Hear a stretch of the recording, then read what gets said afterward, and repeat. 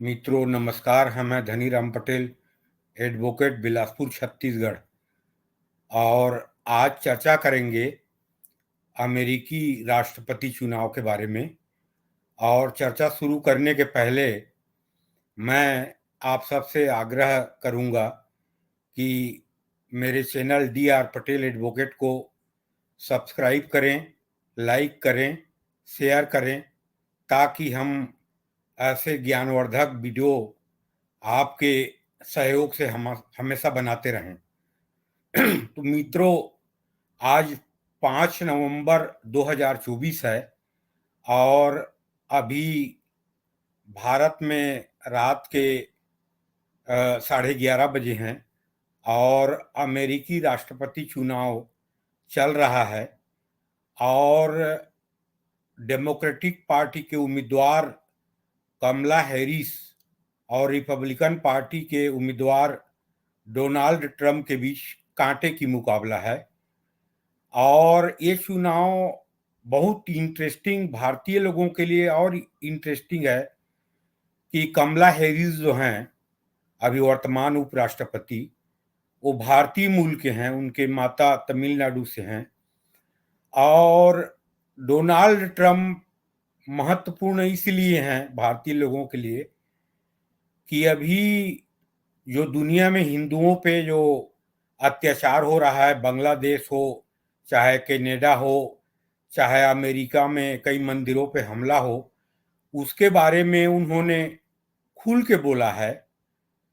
और एक चीज और बता दूं कि अभी पिछले डोनाल्ड ट्रंप की जो सरकार थी, वो शीत युद्धकालीन मानसिकता, जो 90 के पहले जो अमेरिका सुपर पावर अपने को मानती थी, अभी भी सुपर पावर है, और भारत जैसे राष्ट्रों को दोयम दर्जे के राष्ट्र मानती थी अमेरिका और वहाँ के शासन। और भारत को उतना अहमियत नहीं दिया जाता था। उस मानसिकता से अभी भी अमेरिका उबर नहीं पाई है, खासकर डोनाल्ड ट्रंप के डेमोक्रेटिक पार्टी के शासनकाल में। इसके दो उदाहरण मैं बताऊंगा। एक तो है कि पन्नू वाला प्रकरण। पन्नू जो खालिस्तानी टेररिस्ट है, जो अभी अमेरिका के नागरिक बन गया है, पहले कनाडा में रहता था, और उसको उसके संरक्षण के लिए कनाडा के प्राइम मिनिस्टर ट्रूडो के इन्फ्लुएंस में अमेरिकी प्रशासन ने भारतीय खुफिया एजेंसी के विरुद्ध जो आरोप लगाया, निराधार आरोप लगाया, इससे सिद्ध होता है। दूसरा, बांग्लादेश में शेख हसीना की जो सरकार थी, जिसकी अभी तख्ता पलट होने के बाद मोहम्मद यूनिस जो वहाँ के चीफ एग्जीक्यूटिव बने हैं अंतरिम सरकार के, और वहाँ पे जो तख्ता पलट के बाद हिंदुओं के खिलाफ जो अत्याचार हुआ, कई मंदिर जलाए गए, कई लोग मारे गए, अभी भी उनके ऊपर हमला हो रहा है। अभी दुर्गा पूजा के समय कई अत्याचार हुआ। तो उसके बारे में डोनाल्ड ट्रंप ने जो खुल के बोला, यहाँ के तथाकथित सूडो सेक्युलर और जो लिब्रांडू गैंग है, उसने कुछ नहीं बोला, अपने मुंह में दही जमा बैठा रहा। लेकिन डोनाल्ड ट्रंप ने जब बोला तो दुनिया के मीडिया ने इसको कवर किया और दुनिया ने माना कि बांग्लादेश में हो रहा है। तो आज की स्थिति में भारत अमेरिका के स्ट्रेटेजिक पार्टनर है, और कोई भी सरकार बने, भारत की जो आज प्रभुत्व है, आर्थिक स्थिति जो है, और विश्व में जो प्रभाव है, तो खास परिवर्तन नहीं आएगा। लेकिन ये जो बाइडेन के प्रशासन में, डेमोक्रेटिक पार्टी के प्रशासन में, जो अभी दो घटनाओं का मैंने जिक्र किया, उससे लगता है कि डेमोक्रेटिक पार्टी के मानसिकता शीतकालीन परिस्थिति से अभी भी उबर नहीं पाई है। यहाँ पे एक खास चीज और है कि भारतीय समुदाय के वोटर हैं अमेरिका में, जो लगभग 1% है वहां पे, उनमें आज तक भारतीय समुदाय के लोगों का रुझान जो रहा है डेमोक्रेटिक पार्टी की तरफ रहा है। मुश्किल से रिपब्लिकन पार्टी को 35% लोग वोट देते हैं। लेकिन अभी जो परिस्थिति है, भारतीय समुदाय जो के लोग हैं अमेरिका में, उनमें अभी 50-50 होने की संभावना है। 50% वोट डोनाल्ड ट्रंप को मिलेगा और 50% वोट कमला हैरिस को मिलेगा। कमला हैरिस को 50% इसलिए मैं अनुमान लगा रहा हूं कि महिलाओं में कमला हैरिस के प्रति जो रुझान है, तो 45-50% भारतीय समुदाय का वोट उनको भी मिल सकता है। और मैंने जो उल्लेख किया कि भारत के नीति में, अमेरिका की नीति में भारत के बारे में कोई खास परिवर्तन तो आना नहीं है, चाहे वो डोनाल्ड ट्रंप जीतें, चाहे कमला हैरिस जीतें। लेकिन अभी जो वैश्विक परिस्थिति है और अमेरिका में पूर्व प्रेसिडेंट जो हैं डोनाल्ड ट्रंप के काल में, तो 4 साल में पिछले 16 से 20 तक उन्होंने कभी भी अंतर्राष्ट्रीय युद्धों में उलझने का प्रयास नहीं किया था। और अमेरिका की आर्थिक स्थिति मजबूत हुई थी और अमेरिका की प्रभुत्व एक सुपर पावर के रूप में दुनिया में थी। और one and only super power के जो इमेज था अमेरिका में, वो अभी बहुत डाउनफॉल हुआ है जो बाइडेन के शासनकाल में। ये अमेरिकी लोग भी समझते हैं और दुनिया समझ रही इस बात को। तो अमेरिका के चुनाव के जो अभी परिस्थिति है, कांटे की टक्कर है, कौन जीतेगा कौन हारेगा, ये तो अभी कहा नहीं जा सकता। लेकिन अधिकांश सर्वेक्षणों में, वो ओपिनियन पोल में, एग्जैक्ट पोल में, ये अनुमान लगाया जा रहा है कि कुछ परसेंट वोटों से डोनाल्ड ट्रंप आगे हैं। अब भारतीय लोगों के लिए तो कमला हैरिस जीतेंगी तो भी खुशी है, क्योंकि भारतीय मूल के हैं। चाहे डोनाल्ड ट्रंप जीते तो पर भी खुशी है, क्योंकि वो हिंदुओं के समर्थन में और भारत के समर्थन में हमेशा बोलते हैं। लेकिन इन चर्चाओं की इतर जो अमेरिकी संविधान है और अमेरिकी राष्ट्रपति चुनाव के बारे में जो संवैधानिक व्यवस्था है, उसके बारे में चर्चा कर लें। अमेरिका 1776, 4 जुलाई 1776 में स्वतंत्र हुआ और वहां संविधान बना और लागू हुआ 4 मार्च 1789। 4 मार्च 1789 में संविधान लागू हुआ, जो अभी तक अनवरत चलता आ रहा है और विश्व के प्रथम लिखित संविधान है। और अमेरिका में यूनियन ऑफ स्टेट है, राज्यों का संघ है अमेरिका। और राज्यों का संघ होने के कारण, यूनियन ऑफ स्टेट होने के कारण, वहां के हर राज्य का प्रतिनिधि अपर हाउस में, सीनेट में बराबर होता है। हाउस ऑफ रिप्रेजेंटेटिव जो है कांग्रेस के, वो जनसंख्या के आधार पर निर्धारित होता है। मैं एक उदाहरण दूंगा। अलास्का नामक राज्य है अमेरिका में और उसका क्षेत्रफल लगभग 17 लाख वर्ग किलोमीटर है, लेकिन जनसंख्या मात्र 12 लाख के आसपास है। वहां भी सीनेट में 2 मेंबर हैं। कैलिफोर्निया जो जनसंख्या में सबसे बड़े राज्य है, वहां भी सीनेट में 2 मेंबर हैं, क्योंकि राज्यों का संघ है अमेरिका। हाउस ऑफ रिप्रेजेंटेटिव में अलास्का के मात्र 1 मेंबर है और कैलिफोर्निया के 52 मेंबर हैं। और अमेरिका के राष्ट्रपति चुनाव वहां के संवैधानिक व्यवस्था के अनुसार डायरेक्ट इलेक्शन नहीं होता है, अप्रत्यक्ष इलेक्शन होता है, इनडायरेक्ट इलेक्शन होता है।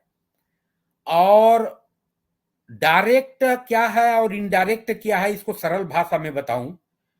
भारत में जो हम भारत के संवैधानिक व्यवस्था के अनुसार विधायक, विधानसभा के प्रतिनिधि, लोकसभा के सदस्य जो संसद में लोगों के प्रतिनिधित्व करते हैं, इनका निर्वाचन प्रत्यक्ष रूप से डायरेक्ट करते हैं। और मुख्यमंत्री का निर्वाचन, राष्ट्रपति का निर्वाचन, राज्यसभा का निर्वाचन होता है, वो अप्रत्यक्ष इनडायरेक्ट होता है। तो अमेरिकी चुनाव की जो संविधान में अमेरिका की व्यवस्था है, उसमें सबसे पहले होता है प्राइमरी और कॉकस। सरल भाषा में बताऊं तो प्राइमरी और कॉकस सॉरी, जो व्यवस्था है अमेरिका में, उसमें दोनों जो महत्वपूर्ण दल हैं अमेरिका में, डेमोक्रेटिक पार्टी और रिपब्लिकन पार्टी, तो उसमें कौन पार्टी के राष्ट्रपति के उम्मीदवार होगा ये तय होता है। और उसकी प्रक्रिया, जो राष्ट्रपति के 4 साल के कार्यकाल रहता है, उसमें तीसरे साल के जून से शुरू होके आखिरी साल, चौथा साल के जून तक चलता है। क्या चलता है? प्राइमरी और कॉकस। और प्राइमरी और कॉकस में क्या निर्धारित होता है कि दोनों पार्टियों के राष्ट्रपति के उम्मीदवार कौन होंगे। देखिए, भारत में या संसदीय शासन प्रणाली में पार्टी कौन उम्मीदवार होगा, लोकसभा के, राज्यसभा के, हाउस और कॉमन्स के ब्रिटेन में, ये राजनीतिक दल निर्धारित करती है। जैसे भारत में भारतीय जनता पार्टी, कांग्रेस, जो राजनीतिक दल हैं, ये अपने निर्धारित करते हैं कि लोकसभा का प्रतिनिधित्व कौन करेगा और विधानसभा का प्रतिनिधित्व कौन करेगा। लेकिन अमेरिका में पूरी तरह डेमोक्रेटिक तरह से दोनों पार्टियों में कौन पार्टी के उम्मीदवार होगा ये निर्धारित होता है। और हर राज्य में प्राइमरी और कॉकस के माध्यम से डेलीगेट होते हैं जनसंख्या के आधार पे, और वो नेशनल कन्वेंशन में, जो अगस्त और सितंबर में होता है, फाइनली पार्टी के उम्मीदवार तय करते हैं। तो वो जो डेलीगेट होते हैं वो शपथबद्ध होते हैं, लेकिन कभी कभी निर्धारण नहीं हो पाता है कि कौन उम्मीदवार होगा और क्या होगा। बराबरी हो जाती है पार्टी के उम्मीदवार घोषित होने के लिए। उस स्थिति में उनको फ्री कर दी जाती है कि जो 50% से अधिक मिलेगा डेलीगेट्स का वोट, वो पार्टी की उम्मीदवार होगा, वो पार्टी की उम्मीदवार हो जाता है। और पार्टी के उम्मीदवार होने के बाद अमेरिका में, जैसे मैंने बताया आपको पहले, कि अप्रत्यक्ष निर्वाचन होता है। अप्रत्यक्ष निर्वाचन कैसे होता है कि अमेरिका के हाउस ऑफ रिप्रेजेंटेटिव, जो हर राज्य में जनसंख्या के आधार पर अलग अलग हैं। जैसे मैंने बताया कि कैलिफोर्निया जनसंख्या के आधार पर सबसे बड़े राज्य है और अलास्का सबसे छोटा राज्य है। तो अलास्का के जनसंख्या के आधार पे हाउस ऑफ रिप्रेजेंटेटिव में 1 मेंबर होता है अभी, और कैलिफोर्निया में 52 मेंबर हैं। तो अलास्का में जो इलेक्टोरल कॉलेज है, वहां पे इलेक्टोरल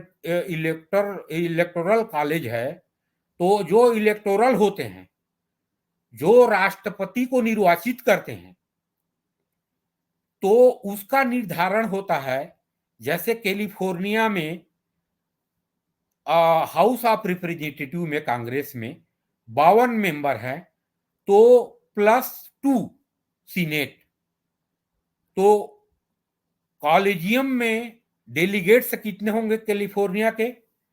54। अलास्का में कितने होंगे? 2+1, कितना हो गया? 3। तो एक कॉलेजियम सिस्टम है, उसमें जो डेलीगेट होते हैं, इलेक्टोरल डेलीगेट होते हैं, वो वहां के हाउस ऑफ रिप्रेजेंटेटिव और सीनेट के जितने मेंबर होते हैं कुल, उसको मिला के इलेक्टोरल जो हैं वो इलेक्ट होते हैं अमेरिका में।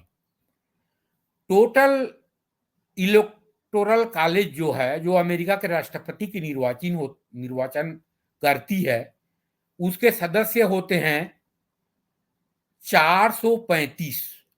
मतलब टोटल हाउस ऑफ रिप्रेजेंटेटिव, प्रतिनिधि सभा के मेंबर हैं 435 +100 सीनेट के टोटल मेंबर हैं 50, राज्य के 100, हो गया 535 +3 और है जो वहां जो डिस्ट्रिक्ट ऑफ कोलंबिया है, वाशिंगटन, जो कैपिटल है, जैसे दिल्ली में अपना कैपिटल है, वहां के लोग पहले राष्ट्रपति के निर्वाचन में भाग ही नहीं ले रहे थे।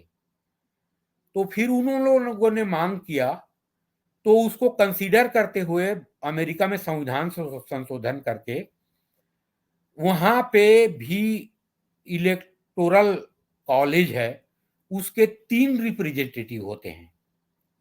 वहां ना सीनेट है, ना हाउस ऑफ रिप्रेजेंटेटिव में कोई मेंबर है। सिर्फ प्रेसिडेंशियल इलेक्शन के लिए, राष्ट्रपति चुनाव के लिए 3 डेलीगेट कॉलेजियम मेंबर निर्वाचित होते हैं डिस्ट्रिक्ट ऑफ डीसी, वाशिंगटन के लिए, डिस्ट्रिक्ट ऑफ कोलंबिया से। तो टोटल मेंबर हो गए 538। यहां पे एक चीज को क्लियर कर दूं, 538 मतलब सीनेट के मेंबर और हाउस ऑफ रिप्रेजेंटेटिव के मेंबर नहीं है। वो तो डेलीगेट निर्वाचन के लिए जो संख्या है, इसके लिए मैं बताया, निर्धारण होता है उसके लिए बताया। कॉलेजियम के लिए निर्वाचन होता है वहां पे, और उसमें जैसे रिपब्लिकन पार्टी के उम्मीदवार हैं अभी डोनाल्ड ट्रंप, तो एक स्टेट के जो जितने डेलीगेट्स होंगे उनमें रिपब्लिकन पार्टी के डोनाल्ड ट्रंप के साथ एक क्षेत्र विशेष के लिए जो डेलीगेट होगा, जो राष्ट्रपति के निर्वाचन के लिए कॉलेजियम के लिए रिप्रेजेंट करेगा, उसका नाम रहता है, और वो डेलीगेट निर्वाचित होता है, और वो आगे चल के राष्ट्रपति के निर्वाचन में भाग लेता है। लेकिन यहाँ पे वहां के निर्वाचन के एक महत्व पूर्ण चीज आपको बताऊं, विनर टेक ऑल, मतलब विजेता के को सभी सीट मिल जाता है। विजेता के सभी बोलिए, जैसे हिंदी में विनर टेक ऑल होता है। इसका मतलब यह है कि कैलिफोर्निया में डोनाल्ड ट्रंप को अगर कमला हैरिस के वोट से एक वोट भी अधिक मिल गया, जैसे 50% वोट कमला हैरिस को मिला, 59% कमला हैरिस को मिला, और डोनाल्ड ट्रंप को 1% या 1 वोट या 5000 वोट अधिक मिल गया, तो वहां पे जो डेलीगेट्स निर्वाचित होंगे वो विनर टेक ऑल के आधार पे, ये कॉन्स्टिट्यूशनली वहां पे प्रोविजो है, सभी डेलीगेट्स हो जाएंगे डोनाल्ड ट्रंप के। जैसे मैंने बताया कि वहां से डेलीगेट होते हैं कैलिफोर्निया से कितना 54, तो सभी 54 माने जाएंगे डोनाल्ड ट्रंप के। तो एक विचित्र व्यवस्था है वहां पे। इसको आप ये भी बोल सकते हैं कि प्रॉपर डेमोक्रेसी में जो व्यवस्था होनी चाहिए ऐसे भी नहीं है। लेकिन वहां के संविधान जो पिछले 200-300 साल से चलता आ रहा है, 1776 से, उनमें वो लोग गर्व महसूस करते हैं, उसमें अमेंड ही नहीं किए हैं। और एक चीज और ताजुब हो जाएंगे, पॉपुलर वोट अधिक मिलने के बाद भी वहां राष्ट्रपति के निर्वाचन में व्यक्ति निर्वाचित नहीं होता है। जैसे ये 2000 में हुआ था अल गोर और जॉर्ज बुश के बीच में, पॉपुलर वोट अल गोर को 2% अधिक मिला था, लेकिन इलेक्टोरल कॉलेज में अधिक मेंबर होने के कारण पार्टी के जॉर्ज बुश जीत गए थे 2% कम वोट पाके। ऐसे अभी भी हुआ था 2016 के चुनाव में हिलेरी क्लिंटन और डोनाल्ड ट्रंप के बीच पॉपुलर वोट 1-1.5% अधिक मिला था हिलेरी क्लिंटन को, लेकिन डेलीगेट्स जो कॉलेजियम में अधिक मेंबर निर्वाचित होने के कारण डोनाल्ड ट्रंप राष्ट्रपति बने थे। तो एक ऐसे अजीब व्यवस्था भी है भारत में। तो इसको अलग अलोकतांत्रिक माना जाता, लेकिन उन लोगों को गर्व है। और वो बहुत वो इतर इशू हो जाएगा, उसके बारे में डिस्कस करेंगे कि ऐसा व्यवस्था क्यों किया गया। इसमें एक उनका लॉजिक ये था कि कोई राष्ट्रपति तानाशाह ना हो जाए। तो ये तो राष्ट्रपति निर्वाचन की मैं प्रक्रिया को बताया। और अभी चुनाव अमेरिका में चल रहा है और मुकाबला कांटे की है। भारतीय लोग भी दुविधा में हैं कि भारतीय मूल के कमला हैरिस जीतें करके, और कई लोगों को मानना है कि भारत के बारे में जो समर्थन, और खासकर हिंदू समुदाय के बारे में जो समर्थन डोनाल्ड ट्रंप का होता है, तो कई लोग चाहते हैं कि डोनाल्ड ट्रंप भी जीतें। लेकिन सभी सर्वे में और एग्जैक्ट पोल में सभी में लग रहा है कुछ तो आगे डोनाल्ड ट्रंप है, लेकिन ऐसा भी हो सकता है कि कमला हैरिस जीत जाएं लेडीज होने के कारण। लेकिन इतिहास में बहुत बड़ी घटना होगी। 1776 के बाद आज तक अमेरिका में कोई महिला राष्ट्रपति निर्वाचित नहीं हुई है। और एक चीज और बता दूं कि 1920 में सबसे पहले वोटिंग राइट, मताधिकार महिलाओं को 1920 में मिला है अमेरिका में। और दुनिया के सबसे पुरानी लोकतंत्र है अमेरिका। लेकिन स्वतंत्रता के कई सालों बाद, संविधान के लागू होने के सैकड़ों सालों के बाद वहां महिलाओं को वोटिंग राइट मिला है। तो हम तो ये नहीं बोल सकते कि कमला हैरिस जीतें कि ट्रंप जीतें। भारत के लोग तो असमंजस की स्थिति में है कि कौन जीतें। और लगता ऐसा है कि दोनों में कोई भी जीतें तो भारत में खुशी की माहौल रहेगी। लेकिन अभी बांग्लादेश के बारे में और खालिस्तानी टेररिस्ट पन्नू के बारे में जो रुख डेमोक्रेटिक पार्टी और जो बाइडेन ने अपनाया, तो भारतीय लोग बहुत रुष्ट हुए उससे।